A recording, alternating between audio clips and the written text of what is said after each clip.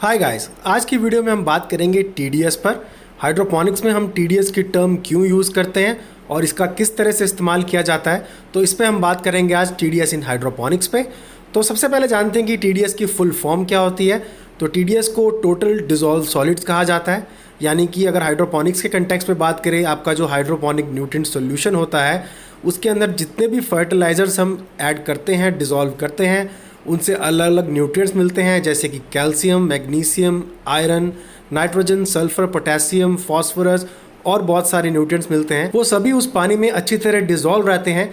तो उन सभी मिनरल्स को मिला के जो टोटल एक वैल्यू मिलती है कि हमारे न्यूट्रिएंट सॉल्यूशन में टोटल कितने सॉल्ट्स हैं, उसको हम टीडीएस की हेल्प से एक्सप्रेस करते हैं, मेजर करते हैं। और इसलिए जो नाम है टोटल डिसॉल्व सॉलिड्स इसलिए है क्योंकि ये आपको सभी मिनरल्स, सभी फर्टिलाइजर जितने भी हमने ऐड किए हैं, जो कुछ भी पानी में डिसॉल्व है, उसकी एक टोटल क्वांटिटी का आपको एक आइडिया देता है।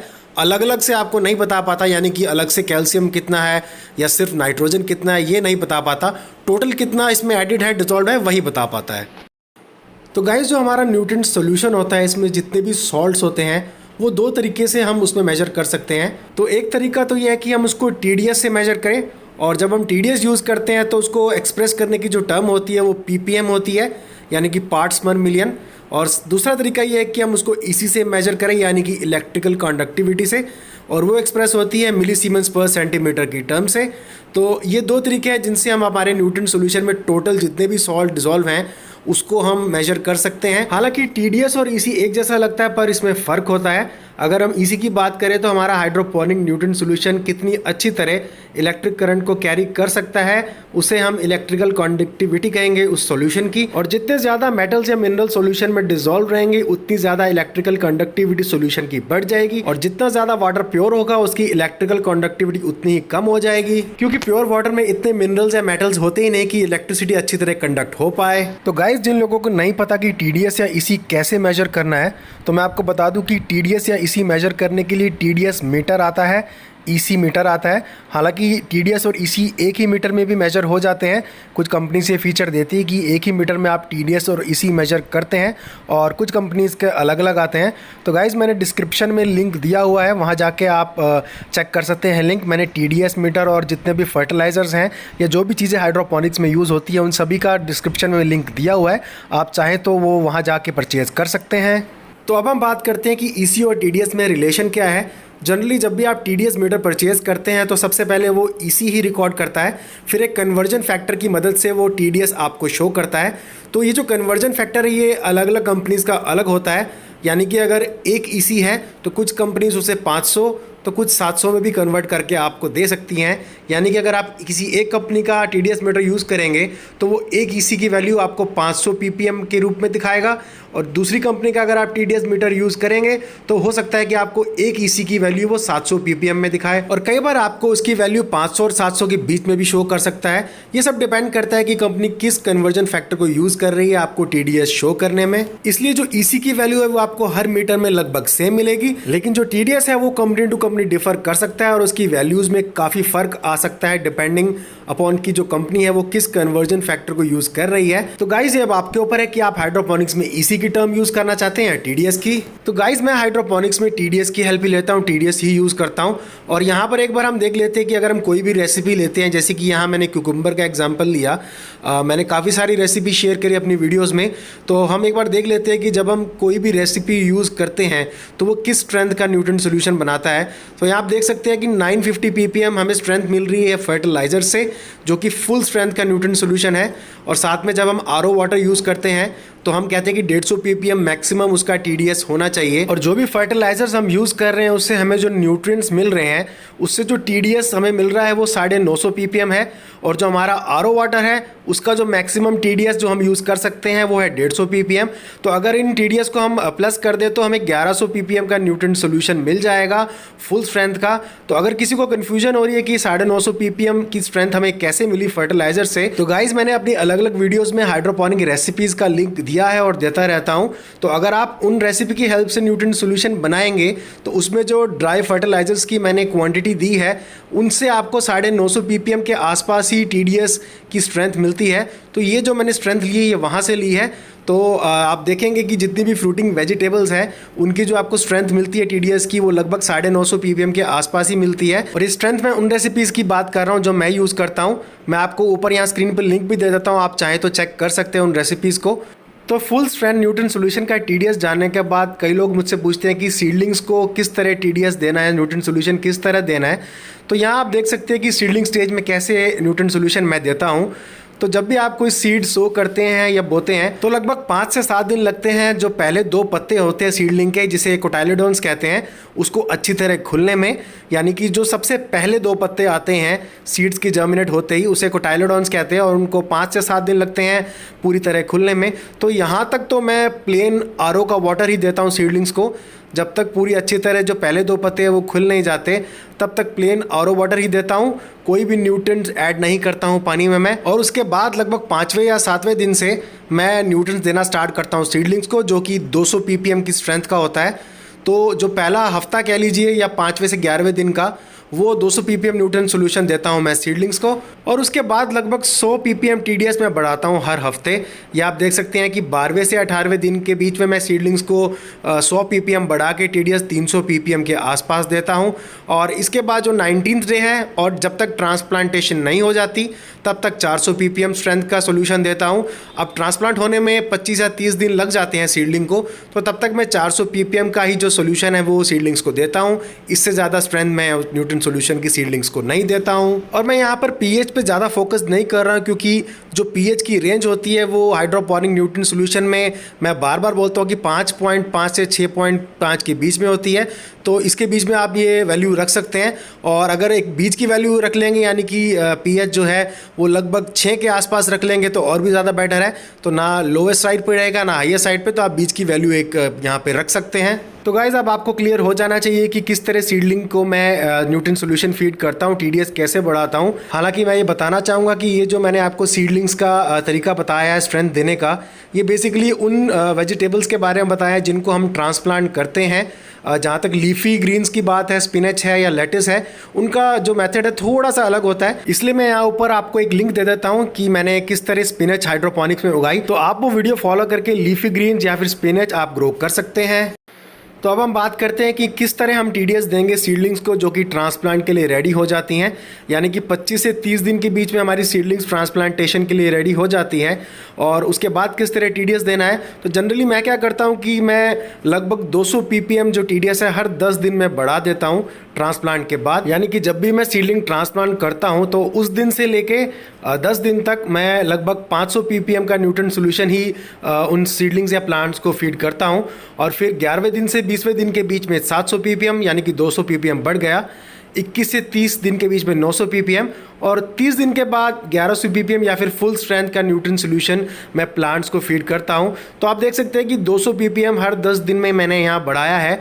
और फिर बताना चाहूँगा ये फ्रूटिंग वेजिटेबल्स के लिए ही है। जो लीफी ग्रीन्स होती है थोड़ा सा उसका न्यूट्रिएंट सॉल्यूशन की स्ट्रेंथ बढ़ाने का मेथड हल्का सा अलग होता है, थोड़ा सा डिफरेंस होता है। वो मैंने आपको लिंक पहले ही दे दिया है स्पिनच जो मैंने ग्रो किया NFT में। आप उस वीडियो को फॉलो करके जो TDS है उसी हिसाब से ग्रो कर सकते हैं।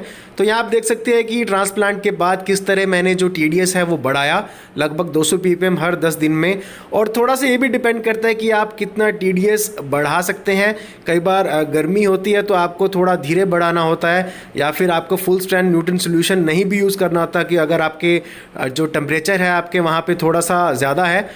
क्योंकि अगर हम खुद भी देखें तो हम जो ह्यूमन बीइंग्स हैं, हम भी अगर गर्मी ज़्यादा हो तो लिक्विड इनटेक हमारा बढ़ जाता है और जो हमारा सॉलिड फूड है वो कम हो जाता है। और जब विंटर्स होती हैं या कि टेम्परेचर जब कूल होते हैं या कोल्ड होती है तब हमारा जो सॉलिड इंटेक है वो ज़्यादा होता है और लिक्विड इंटेक कम हो जाता है। ठीक इसी तरह प्लांट्स भी हैं जो कि ज़्यादा गर्मी में जो पानी है वो ज़्यादा मांगते हैं और जो सॉल्ट्स की कॉन्सेंट्रेशन है वो कम मांगते हैं। और जो विंटर्स आती है तो सॉल्ट की कॉन्सेंट्रेशन ज़्यादा वो टॉलरेट कर सकते हैं, ईजिली उसको एब्जॉर्ब कर सकते हैं। तो बस इसी तरह हमें प्लांट्स का ध्यान रखना है कि जब हमारे जो टेम्परेचर है थोड़ा वार्म साइड हो तो आप TDS कम रखें, या आप प्लांट्स को रीड कीजिए, प्लांट्स को देखिए वो डिफरेंट लेवल्स पे डिफरेंट TDS लेवल्स पे किस तरह परफॉर्म कर रहे हैं। अगर वो बिना किसी प्रॉब्लम के highest full strength nutrient solution पे सही चल रहे हैं तो कोई प्रॉब्लम नहीं है, नहीं तो आप थोड़ा TDS कम भी कर सकते हैं अपने वहाँ के टेम्परेचर्स को देखते हुए। तो अब हम बात करेंगे कि जब हम न्यूट्रिएंट सॉल्यूशन बनाते हैं और हमें प्लांट्स को अलग अलग स्टेजेस में देना होता है, तो स्टेज के हिसाब से न्यूट्रिएंट सॉल्यूशन कैसे बनाएं। और जैसा कि मैंने बताया कि मैं जो हाइड्रोपोनिक रेसिपी शेयर करता हूं वो फुल स्ट्रेंथ न्यूट्रिएंट सॉल्यूशन लगभग 1100 ppm के आसपास देती है। और अगर एक एग्जांपल लें कि उस न्यूट्रिएंट सॉल्यूशन को बनाने में जो फर्टिलाइज़र यूज़ हो रहे हैं, मान लीजिए कि अगर वो 100 ग्राम यूज़ हो रहे हैं 50 लीटर पानी में, तो वो आपको 1100 ppm का न्यूट्रिएंट सॉल्यूशन देता है। यानी कि 100 ग्राम फर्टिलाइज़र्स कुल मिला के सभी 50 लीटर पानी में डिज़ोल्व करेंगे तो आपको 1100 ppm का न्यूट्रिएंट सॉल्यूशन मिलेगा। तो ये जो न्यूट्रिएंट सॉल्यूशन है ये फुल स्ट्रेंथ न्यूट्रिएंट सॉल्यूशन है। और यहाँ मैंने एक एग्जांपल लिया है, हो सकता है कि आप 100 लीटर का बनाएं या 200 लीटर का। मैंने यहाँ एग्जांपल लिया है 50 लीटर पानी में 100 ग्राम फर्टिलाइज़र्स कुल मिला के, जो आपको फुल 1100 ppm का न्यूट्रिएंट सॉल्यूशन स्ट्रेंथ देते हैं। और रेसिपीज़ के हिसाब से स्ट्रेंथ भी चेंज होगी, क्योंकि जैसे हम एग्जाम्पल के तौर पर लीफी ग्रीन्स की बात करें तो उसका जो मैक्सिमम TDS या न्यूट्रिएंट सॉल्यूशन की जो स्ट्रेंथ है वो थोड़ी कम होती है, वो 800 ppm के आसपास होती है। ये फ्रूटिंग वेजिटेबल्स के हिसाब से है। तो अब हम यहाँ बात करेंगे किस तरह प्लांट की स्टेज के हिसाब से जो TDS है वो हम उस TDS का न्यूट्रिएंट सॉल्यूशन बना सकते हैं। तो यहाँ आप देख सकते हैं कंटेनर है जिसमें कि न्यूट्रिएंट सॉल्यूशन है 50 लीटर और उसकी जो स्ट्रेंथ है वो फुल स्ट्रेंथ है 1100 ppm। तो ये हमने एक कंटेनर में न्यूट्रिएंट सॉल्यूशन बना लिया है 1100 ppm का, 50 लीटर क्वांटिटी। और अब इसको हमें अचीव करना है 550 ppm, क्योंकि कुछ लोग कहते हैं कि हमें हमारा प्लांट छोटा है, हमें इतनी स्ट्रेंथ का सॉल्यूशन नहीं देना, तो उसका TDS कैसे नीचे लाएं। तो उसका सीधा सा फॉर्मूला है कि आपका जो न्यूट्रिएंट सॉल्यूशन है फुल स्ट्रेंथ का, उसमें आप प्लेन RO वाटर डालिए। तो आप जितना प्लेन RO वाटर डालेंगे उसकी स्ट्रेंथ कम हो जाएगी। तो यहाँ आप देख सकते हैं कि 550 ppm का अचीव करने के लिए अगर आप 70 लीटर का प्लेन RO वाटर डालेंगे तो टोटल 120 लीटर न्यूट्रिएंट सॉल्यूशन हो जाएगा और उसका जो TDS है वो 550 ppm के आसपास अचीव हो जाएगा। तो आपने किया क्या, आपने फुल स्ट्रेंथ न्यूट्रिएंट सॉल्यूशन जो 1100 ppm का था 50 लीटर का, उसमें प्लेन RO का पानी डाला जिसका TDS 150 के आसपास है, करीबन 70 लीटर पानी और डाला, तो कुल मिला के 120 लीटर हो गया न्यूट्रिएंट सॉल्यूशन। और आपका जो TDS है उसकी स्ट्रेंथ 550 ppm के आसपास आ गई 1100 ppm से। तो अगर आपको न्यूट्रिएंट सॉल्यूशन काफ़ी सारा चाहिए तो आप ये मेथड अपना सकते हैं। और इसमें कोई साइंटिफिक फॉर्मूला नहीं है, ये सिंपल प्लेन मैथ्स है कि आपने एक न्यूट्रिएंट सॉल्यूशन जो कि काफ़ी डेंस था उसमें प्लेन वाटर डाला तो उसका जो स्ट्रेंथ है, उसकी जो डेंसिटी है वो कम होती गई। तो अगर आप धीरे धीरे RO का पानी डालते जाएंगे, जितना डालेंगे उतना आपके न्यूट्रिएंट सॉल्यूशन की जो स्ट्रेंथ है वो कम होती जाएगी। अब हम एक एग्जांपल और लेते हैं। यहाँ पर आप देख सकते हैं हमारे पास कंटेनर है जिसमें 50 लीटर का full strength nutrient solution ready है 1100 ppm का, और जो हमें स्ट्रेंथ चाहिए वो 200 ppm के आसपास चाहिए। जैसे कि कुछ लोग कहते हैं कि 200 ppm चाहिए सीडलिंग्स के लिए। तो यहाँ आप देख सकते हैं छोटा सा कंटेनर हमारे पास और है और हमें 200 ppm चाहिए। तो हमने यहाँ पर क्या किया कि हमने बड़े कंटेनर से सिर्फ 1 लीटर का सॉल्यूशन अपने छोटे कंटेनर में डाल लिया। जो 1 लीटर है जो वहाँ से लिया उसका जो TDS है वो 1100 ppm है, और इसके अंदर हमने लगभग 5.2 लीटर का RO का पानी प्लेन डाल दिया। तो जब हम डालेंगे तो 5.2 लीटर RO का पानी और 1 लीटर न्यूट्रिएंट सॉल्यूशन जो हमने पहले लिया था, तो टोटल ये 6.2 लीटर हो जाएगा। और उसका TDS जो है वो 1100 ppm से 200 ppm रह जाएगा। तो इसमें भी सेम वही मैथ है कि आपने जो ज़्यादा स्ट्रेंथ का न्यूट्रिएंट सॉल्यूशन लिया उसमें प्लेन RO वाटर डाला तो आपका जो न्यूट्रिएंट सॉल्यूशन की स्ट्रेंथ है वो आपको कम मिल गई, कम जो स्ट्रेंथ आपको चाहिए थी वो अचीव हो गई। तो इस तरह भी आप कर सकते हैं, आप ज़्यादा क्वांटिटी में न्यूट्रिएंट सॉल्यूशन बना सकते हैं फुल स्ट्रेंथ। और जब आपको कम स्ट्रेंथ का न्यूट्रिएंट सॉल्यूशन चाहिए हो तब आप अलग कंटेनर में कुछ न्यूट्रिएंट सॉल्यूशन जो कि फुल स्ट्रेंथ का है उसे डालकर साथ में प्लेन RO का पानी डाल सकते हैं, और जो भी स्ट्रेंथ आपको चाहिए न्यूट्रिएंट सॉल्यूशन की वो आप अचीव कर सकते हैं। जितने भी लीटर चाहिए हो वो आप वहाँ पे अचीव कर सकते हैं। तो एक और एग्जांपल हम यहाँ देख लेते हैं किस तरह से आप न्यूट्रिएंट सॉल्यूशन की स्ट्रेंथ मैनिपुलेट कर सकते हैं। तो हमारे जितने भी फर्टिलाइज़र्स हैं, चाहे वो कैल्शियम नाइट्रेट है, मैग्नीशियम सल्फेट, पोटेशियम नाइट्रेट या जितने भी 5-6 तरीके के फर्टिलाइज़र हम यूज़ करते हैं, मान लेते हैं उदाहरण के तौर पे कि हम 100 ग्राम फर्टिलाइज़र यूज़ कर रहे हैं 50 लीटर पानी में, और वो जो न्यूट्रिएंट सॉल्यूशन हमारा रेडी होता है वो लगभग 1100 ppm का फुल स्ट्रेंथ यहाँ पर रेडी होता है। तो हमने 1100 ppm का न्यूट्रिएंट सॉल्यूशन बनाने के लिए 100 ग्राम फर्टिलाइज़र यूज़ किए कुल मिला के 50 लीटर पानी में। तो अब हम क्या करेंगे, अगर हमें 50 लीटर सॉल्यूशन ही चाहिए तो 100 ग्राम के फर्टिलाइज़र हमें 1100 ppm की स्ट्रेंथ दे रहे थे, यहाँ आप देख सकते हैं। तो अगर हमें स्ट्रेंथ चाहिए इससे आधी, तो हम 100 ग्राम की बजाय 50 ग्राम फर्टिलाइज़र कर देंगे सेम 50 लीटर पानी में, तो जो हमारी स्ट्रेंथ है वो भी आधी हो जाएगी, 1100 से 550 हो जाएगी। और इसके बाद अगर हम 50 ग्राम से फिर जो हमारे फर्टिलाइज़र्स हैं उसका वेट आधा कर देंगे 25 ग्राम, तो जो हमारी TDS वैल्यू है वो भी आधी हो जाएगी, यानी कि 550 ppm से 275 ppm हो जाएगी। और इसी तरह अगर हम फिर से उसको आधा कर देंगे, आधा करते जाएंगे और न्यूटन सॉल्यूशन जो हमारी TDS की स्ट्रेंथ है वो उसी हिसाब से कम होती जाएगी।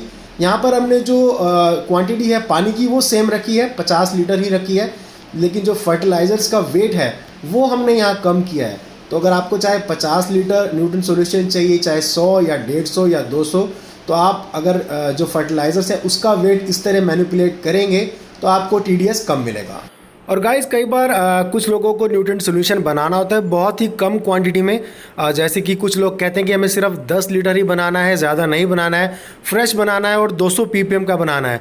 अब ये ppm जो TDS है कुछ भी हो सकता है, 200 की जगह 400, 600, 800 कुछ भी हो सकता है। मैंने एग्जांपल यहाँ पे 200 ppm का लिया, सिर्फ 10 लीटर बनाना है। और जो रेसिपीज़ मैं देता हूँ उसमें आप देख सकते हैं कि 100 ग्राम यूज़ होता है 50 लीटर में, जो एग्जाम्पल मैंने दिया है। मेरे एग्जांपल्स में 100 ग्राम फर्टिलाइज़र कुल मिला के यूज़ हो रहे हैं 50 लीटर में, जो कि 1100 ppm आपको स्ट्रेंथ देते हैं न्यूट्रिएंट सॉल्यूशन की।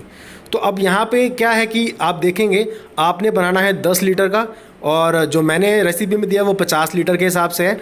तो अगर आप देखेंगे जो 10 लीटर है वो 50 लीटर का 5वां हिस्सा है, तो यहाँ पे आप जो फर्टिलाइज़र है उसको भी 5 से डिवाइड कर देंगे, यानी कि उनका भी 5वां हिस्सा निकाल लेंगे। तो 100 ग्राम का 5वां हिस्सा लगभग 20 ग्राम बनता है। तो अगर आप देखेंगे आपको 10 लीटर का न्यूट्रिएंट सॉल्यूशन बनाना था 50 लीटर की बजाय, तो उसका 50 लीटर का 5वां हिस्सा 10 लीटर होता है। तो हमने फर्टिलाइज़र का भी 5वां हिस्सा निकाल लिया। तो अब हमें 20 ग्राम फर्टिलाइज़र चाहिए 10 लीटर पानी में, तो हमें 1100 ppm का फुल स्ट्रेंथ का न्यूट्रिएंट सॉल्यूशन मिलेगा। यानी कि हमने 10 लीटर का न्यूट्रिएंट सॉल्यूशन बनाना है और उसमें हमें 20 ग्राम फर्टिलाइज़र्स कुल मिला के ऐड करने हैं, तो हमें 1100 ppm का न्यूट्रिएंट सॉल्यूशन मिलेगा। तो गाइस हमने 10 लीटर के हिसाब से फर्टिलाइज़र्स की क्वांटिटी निकाल ली थी, जो कि 20 ग्राम आई थी। 20 ग्राम फर्टिलाइज़र्स अगर हम 10 लीटर पानी में डिज़ोल्व करेंगे तो 1100 ppm का फुल स्ट्रेंथ न्यूट्रिएंट सॉल्यूशन मिलेगा। अब यहाँ अगर हम फर्टिलाइज़र की क्वांटिटी घटा देंगे, यानी कि 20 से आधी कर देंगे 10 ग्राम, तो TDS भी आधा हो जाएगा, यानी कि 1100 से 550 ppm हो जाएगा। और उसके बाद 10 ग्राम से भी अगर हम उसकी क्वांटिटी हम आधी कर देंगे, यानी कि 5 ग्राम, तो जो TDS है वो लगभग 275 ppm के आसपास आ जाएगा। और अगर हम 3.75 ग्राम यूज़ करते हैं फर्टिलाइज़र्स 10 लीटर पानी में, तो जो वैल्यू हमें अचीव करनी है 200 ppm की वो अचीव हो जाएगी। यहाँ पर फिर ध्यान दीजिए कि मैंने इस पानी की क्वांटिटी बिल्कुल नहीं घटाई, सिर्फ फर्टिलाइज़र्स का वेट कम किया है और उसी से जो TDS है वह मैनिपुलेट हो जाता है। तो गाइस जो भी तरीके मैंने आपको बताए उनकी हेल्प से आप न्यूट्रिएंट सॉल्यूशन बना सकते हैं और TDS मैनिपुलेट कर सकते हैं। तो गाइस मिलते हैं नेक्स्ट वीडियो में, तब तक के लिए टेक केयर।